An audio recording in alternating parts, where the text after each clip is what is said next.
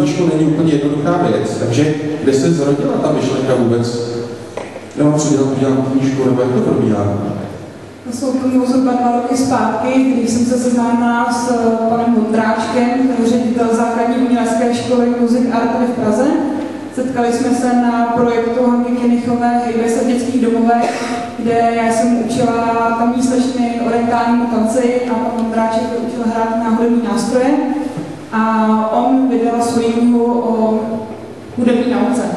Tenkrát napadla myšlenka, proč já bych nevydala knihu o orientálním tanci, tak já jsem skočila, začala jsem psát a všechno, co vím a nevím o orientálním tanci, skončila jsem na 10. stránce a tam mi došlo, že teda já sama knihu v žádném případě nevydám. Ten projekt jsem odložila zhruba na rok a loni v létě, když jsem uklízela, tak... Jednou za rok? Přesně tak. Tak jsem projekt znovu našla. A v tu chvíli mi to připadlo samozřejmě oslovit další osoby, které se týkají věnují orientálnímu tanci, aby na projektu spolupracovali. Krásný člověče. Jako tomu předtím, než tu knihu pokřtíme, tak jedna věc, která se týká vlastně toho, že ty jsi jako šéf kuchař v orientální kuchyni byl, nebo stále se šéfem teď momentálně? Byl jsem, už nejsem. Pro mě to byla velká zkušenost. Musím říct, že já jako český jménem, že slanina, farovský restaurace.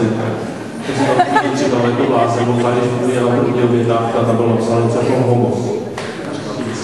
Tak, a pojďme na to přání podrostí.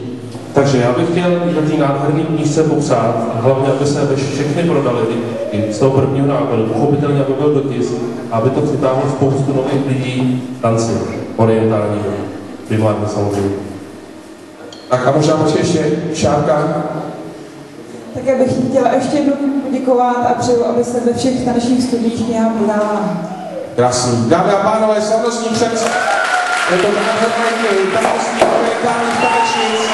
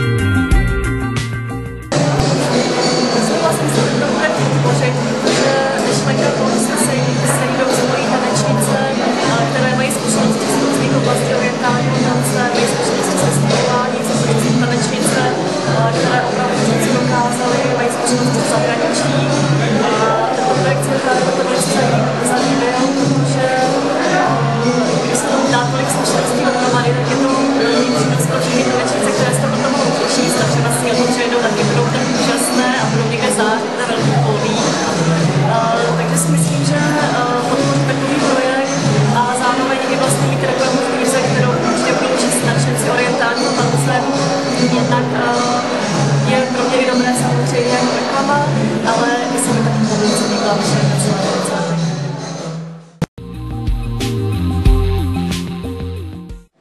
Dnešní večer byl parádní, všechno probíhalo tak, jak bylo připraveno, hosté byli bezprostřední, moderátor vtipný a kapela se za chviličku rozjede, takže se na ní moc těšíme. A tanečnice vynikající.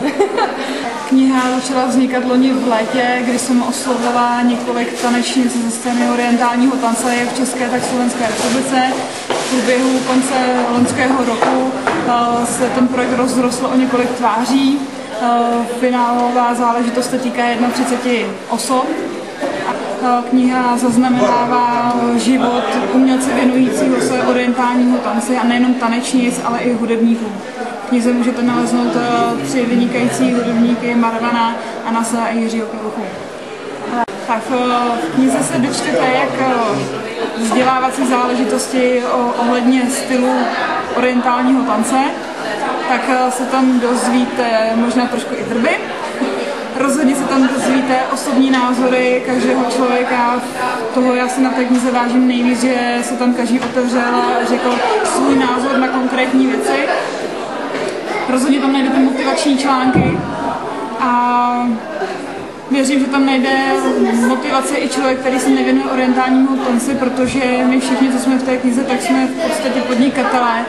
A i na oblast podnikání je tam napsán jeden článek, jak to vnímá člověk, který se rozhodl odejít ze stálého zaměstnání na dráhu orientální tanečnice, co to všechno obnášelo, kde narazila, kde našla způsob, jakým způsobem pracovat dál a fungovat.